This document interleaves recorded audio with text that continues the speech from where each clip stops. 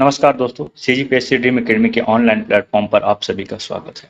तो दोस्तों, जैसे कि आप जानते हैं, आपके लिए हमेशा से करंट अफेयर का वीडियो आपके लिए लेकर आ रहे हैं। तो इसी संदर्भ में आज हम आपके लिए लेकर आए हैं 16 से 31 जुलाई 2022 तक के करंट अफेयर। दोस्तों, यदि आप हमारे चैनल को अभी तक सब्सक्राइब नहीं किए हैं तो आप हमारे चैनल को सब्सक्राइब कर लीजिए और बेल आइकन को भी प्रेस कर लीजिए, जिससे हमारा वीडियो आप तक सबसे पहले पहुंच सके। तो चलिए दोस्तों, शुरू करते हैं। देखिए, क्वेश्चन है, केंद्र सरकार ने बीएसएनएल कंपनी के पुनरुद्धार के लिए कितने करोड़ रुपए के पैकेज को मंजूरी दी है? तो देखिए, सबसे पहले मैं आपको बता देता हूं, ये जो बीएसएनएल कंपनी है, ये सार्वजनिक क्षेत्र की कंपनी है, या दूसरे शब्दों में हम इसे बोले कि ये जो है सरकारी कंपनी है। और बीएसएनएल आपको पता ही होगा, ये संचार सुविधा उपलब्ध कराते हैं।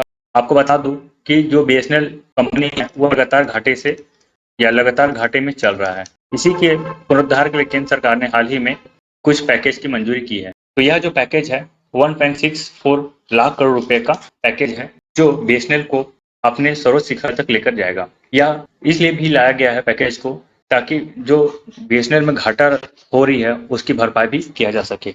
चलिए इससे संबंधित और भी कुछ चीज जानते हैं। देखिए,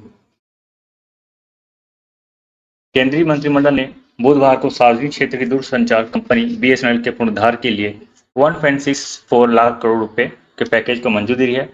इसको आप याद कर लेंगे, इससे एग्जाम में क्वेश्चन बनता है। ठीक है, पिछला सीजीपीएससी के एग्जाम में पूछा गया था, ये शायद 2020 के परीक्षा में है। ये पूछा गया था कि कौन सी कंपनी घाटे में चल रही है, सरकार की ऐसी कौन सी कंपनी जो घाटे में चल रही थी। तो ऑप्शन था बीएसएनएल और यही उत्तर भी था।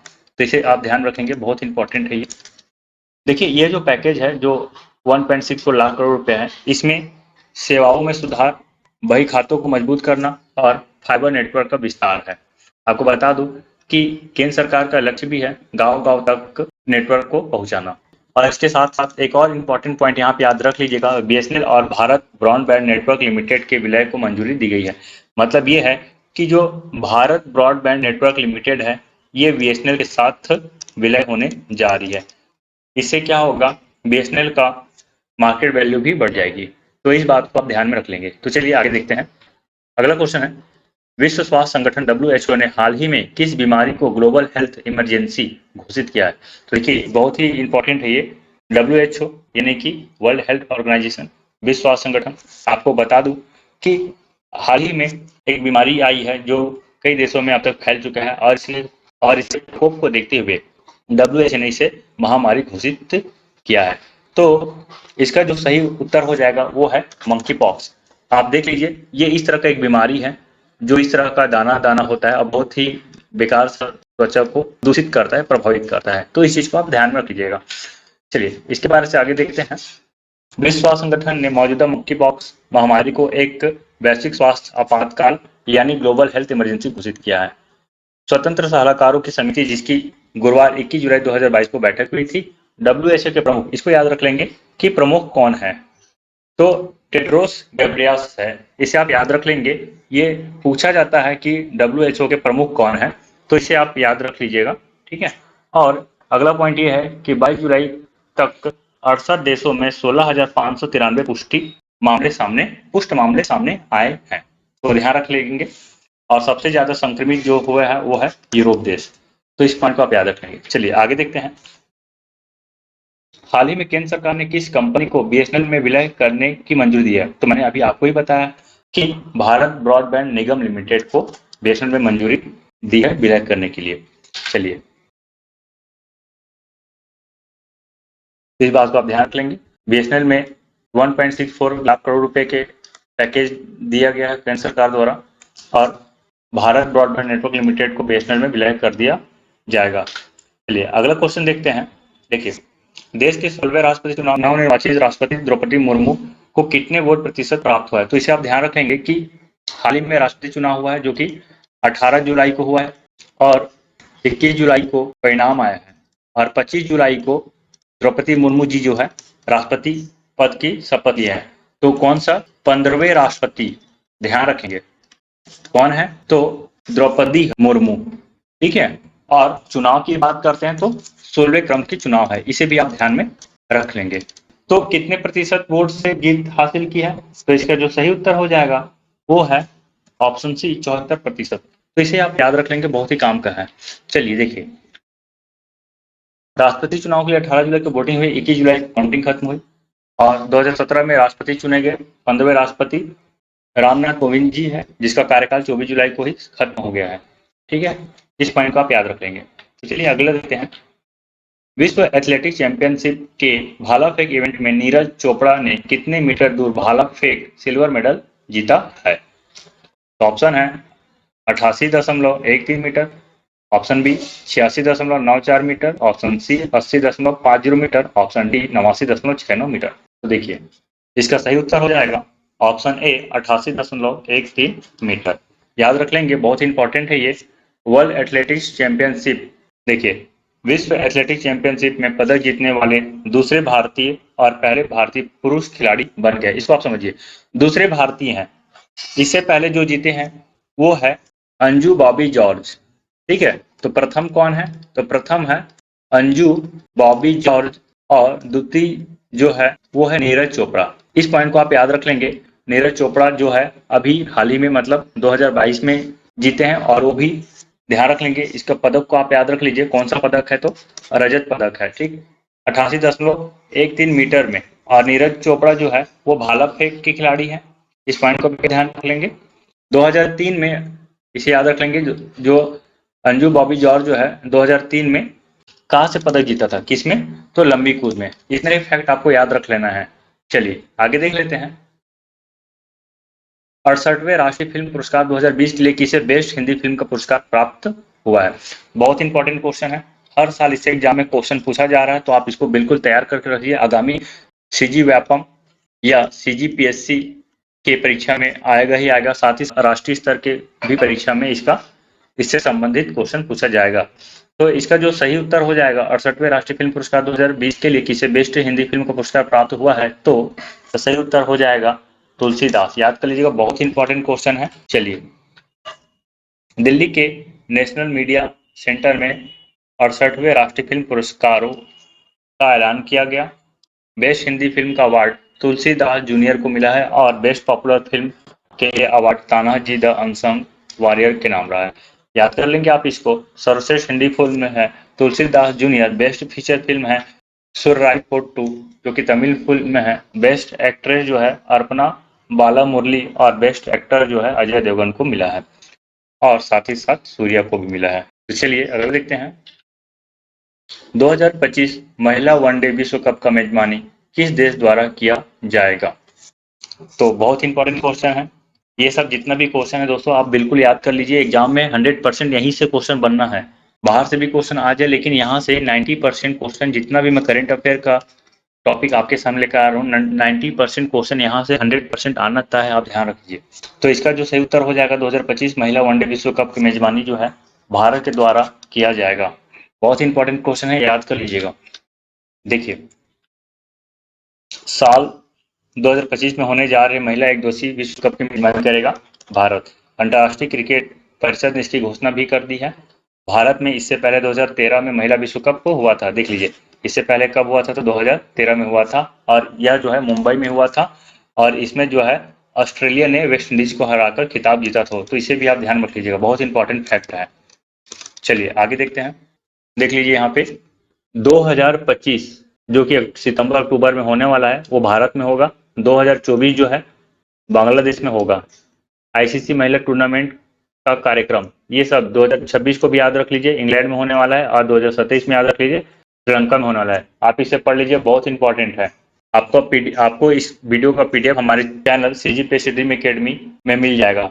आप सीजीपीएससी ड्रीम एकेडमी चैनल में जाइए, आपको इसका पीडीएफ मिल जाएगा। चलिए आगे जाते हैं। एशियन गेम 2023 एशियन गेम्स 2023 किस देश में आयोजित होगा? बहुत इंपॉर्टेंट क्वेश्चन है। आपको बता दूं कि यह 2022 में होने वाला था, चीन में होने वाला था, चीन के हांगझोउ प्रांत में, लेकिन कोरोना की वजह से यह खेल आयोजित नहीं हो सका। लेकिन 2023 में फिर से इसका शेड्यूल जारी किया गया है और यह चीन में होने वाला है। कोविड-19 की वजह से स्थगित हुए एशियाई खेलों की नई तारीख का ऐलान हो गया है। चीन के हांगझू में एशियन गेम 2023 का आयोजन 23 सितंबर से 8 अक्टूबर तक किया जाएगा।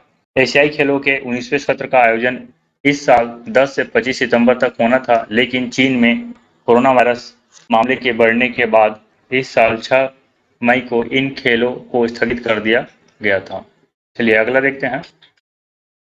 22वीं कॉमनवेल्थ गेम्स 2022 में किस खिलाड़ी ने भारत को प्रथम गोल्ड मेडल जीता है? आपको बता दूं कि 22वीं कॉमनवेल्थ गेम्स जो है 28 जुलाई से प्रारंभ हो गया है। ध्यान रखेंगे, बहुत ही इंपॉर्टेंट है, खेलों से संबंधित क्वेश्चन एग्जाम में पूछा जाता है, तो इसे आप याद रख लेंगे। और प्रथम गोल्ड जो है भारत को दिलाया है वो है, देख लीजिए, मीराबाई चानू, जो कि वेट लिफ्टिंग के क्षेत्र में है। देखिए, मीराबाई चानू ने 49 किलोग्राम भार वर्ग में वजन उठाकर कॉमनवेल्थ गेम्स में गोल्ड मेडल जीत लिया है। ठीक है, आपको बता दूं कि एशियन गेम्स में कुल 210 भारतीय लोग शामिल हो रहे हैं और कुल 16 विभिन्न खेलों में उतर रहे हैं। इस चीज को याद रख लेंगे। CGPSC 2021 का सवाल था जो बहुत ही डीप पूछा गया था कि कितने भारतीय दल जो है ओलंपिक में शामिल हुए थे, तो क्या पता ऐसा भी कुछ क्वेश्चन पूछ लिया जाए। तो आप इसे याद रख लेंगे कि 210 भारतीय हैं, जिसमें 106 पुरुष और 104 महिला हैं, और टोटल 16 इवेंट में शामिल हो रहे हैं। अब तक जो पुरस्कार जो जीते हुए हैं वो 4 लोग हैं। सबसे पहले जो यदि मैं बात कर लूं, साकेत सरगर जी है, सिल्वर मेडल जीते हैं। ये भारत को प्रथम मेडल दिलाने वाले व्यक्ति हैं, और प्रथम गोल्ड मेडल दिलाने वाले व्यक्ति जो है, खिलाड़ी है, वो है मीराबाई चानू। इसे याद रख लेंगे आप। इसके अलावा गुरुराज पुजारी और बिंदिया रानी देवी जी भी हैं। ये चारों के चारों वेट लिफ्टिंग से संबंधित है, इसे आप याद रख लेंगे। चलिए अगला देखते हैं। सिंगापुर ओपन बैडमिंटन 2022 की विजेता है। बहुत इंपॉर्टेंट क्वेश्चन है, हमेशा से सुर्खियों में रही है। PV सिंधु इसका सही उत्तर हो जाएगा। हाल ही में भारत ने कितने नए रामसर स्थलों को नामित किया है? इसका सही उत्तर हो जाएगा ऑप्शन नंबर C, 5। देखिए, कौन कौन से 5 नए वेटलैंड है। अब भारत में कुल 54 रामसर स्थल यानी कि आर्द्र भूमि स्थल घोषित हो चुका है। देखिए, नवीन जो 5 आर्द्र भूमि स्थल है, करिकेली पक्षी अभ्यारण्य जो कि तमिलनाडु में है, पल्लीकरनई मार्स रिजर्व फॉरेस्ट जो कि तमिलनाडु में है, पिचौरम मैंग्रोव ये भी तमिलनाडु में है, पाला आर्द्र भूमि मिजोरम, और शाह के सागर मध्य प्रदेश में है। तो ये पांचों क्या रख लेंगे। हो सकता है एग्जाम में जोड़ी मिलाए से संबंधित क्वेश्चन पूछ दे कि कौन सा अभ्यारण्य किस राज्य में है, तो इसे आप याद रख लेंगे। चलिए अगला क्वेश्चन देखते हैं। भारत में ग्रीन हाइड्रोजन के उत्पादन के संबंध में निम्नलिखित तथ्यों पर विचार करें। ONGC भारत में ग्रीन हाइड्रोजन बनाएगी, जिसके लिए उसमें भारत की अग्रणी अक्षय ऊर्जा कंपनी ग्रीनको 0C के साथ समझौता ज्ञापन हस्ताक्षर किया है। राष्ट्रीय हाइड्रोजन मिशन में 2030 तक प्रति वर्ष 50 लाख टन ग्रीन हाइड्रोजन के उत्पादन का लक्ष्य रखा गया है। उपरोक्त में से कौन सा कथन सत्य है? तो इसका जो सही उत्तर हो जाएगा ऑप्शन नंबर C, 1 और 2 दोनों। ऊर्जा क्षेत्र में प्रमुख कंपनी तेल एवं प्राकृतिक गैस निगम लिमिटेड ONGC ने हाल ही में messrs Greenko 0C private limited के साथ एक समझौता ज्ञापन पर हस्ताक्षर किया। यह MOU संयुक्त रूप से Akshay green hydrogen, green ammonia और ग्रीन हाइड्रोजन के अन्य डेरिवेटिव्स में अवसर तलाशने के मकसद से किया गया है। यह समझौता ज्ञापन भारत को वैश्विक हरित हाइड्रोजन हब बनाने के लिए माननीय प्रधानमंत्री द्वारा शुरू किए गए राष्ट्रीय हाइड्रोजन मिशन के अनुरूप है। इस समझौता ज्ञापन के तहत परिकल्पित गतिविधियां 2030 तक प्रति वर्ष 50 लाख टन ग्रीन हाइड्रोजन के उत्पादन के भारत के लक्ष्य में योगदान देगी। यह समझौता ज्ञापन ONGC के लिए अपनी ऊर्जा रणनीति 2040 के अनुसार अक्षय ऊर्जा के लक्ष्यों को प्राप्त करने के लिए एक महत्वपूर्ण कदम के रूप में भी कार्य करेगा। तो इस बात को आप ध्यान रखेंगे। ई टैक्सी शुरू करने वाली कौन सा राज्य बनने जा रही है? तो इसका सही उत्तर हो जाएगा option number A, Kerala. Kerala सरकार अगले महीने से अपनी खुद की ई टैक्सी सेवा शुरू करके लोकप्रिय कॉर्पोरेट ऑनलाइन कैब सेवा के विकल्प के साथ आने के लिए तैयार है, जिसे देश में किसी भी राज्य सरकार द्वारा इस तरह की पहली पहल माना जाए। तो ध्यान रखेंगे, किसी भी राज्य द्वारा इस तरह की यह पहली पहल है। राज्य के श्रम विभाग द्वारा केरल सवारी नाम से ऑनलाइन टैक्सी हायरिंग सेवा शुरू की जा रही है, जो राज्य में मौजूदा ऑटो टैक्सी नेटवर्क को जोड़ती है, जिसका उद्देश्य राज्य में प्रचलित सस्तों दरों पर जनता के लिए सुरक्षित और विवाद मुक्त यात्रा सुनिश्चित करना है। विश्व प्रकृति संरक्षण दिवस प्रतिवर्ष किस तिथि को मनाया जाता है? तो इसका सही उत्तर हो जाएगा 28 जुलाई। ठीक है, याद रखेंगे 28 जुलाई को प्रतिवर्ष विश्व प्रकृति संरक्षण दिवस मनाया जाता है। ठीक है, और मनाने के पीछे इसका जो कारण है, जीव जंतु एवं वनस्पति जो कि विलुप्त हो रहे हैं, इन्हीं की संरक्षण करना ही इस दिवस का मुख्य उद्देश्य है। इसे आप याद रख लेंगे। विलुप्त होते जीव जंतु और वनस्पति की रक्षा का विश्व प्रकृति संरक्षण दिवस पर संकल्प लेना ही इसका उद्देश्य है। विश्व बाघ संरक्षण दिवस मनाया जाता है। तो इसका सही उत्तर हो जाएगा ऑप्शन नंबर बी 29 जुलाई। वर्ल्ड टाइगर डे 2022 29 जुलाई को विश्व बाघ संरक्षण दिवस मनाया जाता है। वैश्विक स्तर पर बाघों के संरक्षण को लेकर भारत की स्थिति काफी अच्छी है। 29 जुलाई 2022 शुक्रवार को हम 12वां विश्व, याद रखें कौन सा क्रम का है, तो 12वां विश्व या अंतर्राष्ट्रीय बाघ दिवस मनाने जा रहे हैं। वैश्विक स्तर पर बाघों के संरक्षण व उनकी लुप्त प्राय हो रही प्रजाति को बचाने के लिए जागरूकता फैलाना ही इस दिवस को मनाने का मुख्य उद्देश्य है। तो बाघों का संरक्षण करना ही इस दिवस का मुख्य उद्देश्य है, इसे आप याद रख लेंगे।